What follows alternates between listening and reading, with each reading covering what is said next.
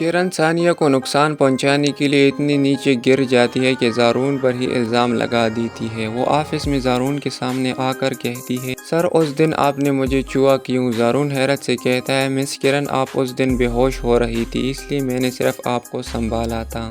لیکن کرن ضد کرتی ہے، مجھے بہت برا لگا، آپ کو مجھے ہاتھ نہیں لگانا چاہیے تھا، اب تو پورے آفس میں میرے بارے میں باتیں ہو رہی ہے۔ زارون پریشان ہو کر پوچھتا ہے، کون بات کر رہا ہے؟ مجھے اس کا نام بتائیں۔ کرن کہتی ہے، سر آپ ہر کسی کا منہ تو بند نہیں کر سکتے، سب یہی کہہ رہے ہیں کہ میرے اور آپ کے درمیان کچھ چل رہا ہے۔ یہ سن کر زارون کا دماغ چکرا جاتا ہے اور وہ الجھن میں پڑ جاتا ہے۔ کرن نے چالاکی سے زارون کے دل میں شک ڈال دیا تھا، حالانکہ اس کا مقصد صرف ثانیہ کو تکلیف دینا تھا۔ کرن محبت کا جھوٹا ناٹک کر رہی تھی تاکہ زارون اور ثانیہ کے بیچ دوری پیدا کر سکے۔ دوسری طرف فصیح ثانیہ سے ملنے اس کے گھر پہنچ جاتا ہے۔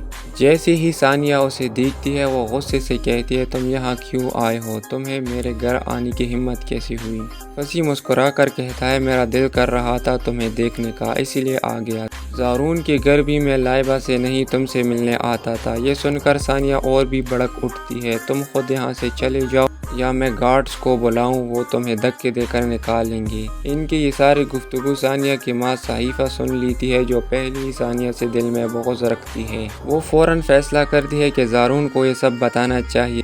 جب صحیفہ زارون کو فصیح اور ثانیہ کی ملاقات کے بارے میں بتاتی ہے تو پہلے تو زارون کو یقین نہیں آتا، لیکن صحیفہ اسے سمجھاتی ہے، بیٹا تمہیں اپنی آنکھیں اور کان کھلے رکھنے چاہیے، کیونکہ فصیح لائبہ سے نہیں بلکہ ثانیہ سے محبت کرتا تھا اور وہ اسی کے لیے تمہارے گھر آتا تھا۔ یہ سن کر زارون اندر سے ٹوٹنے لگتا ہے اور کہانی ایک نیا رخ اختیار کر لیتی ہے۔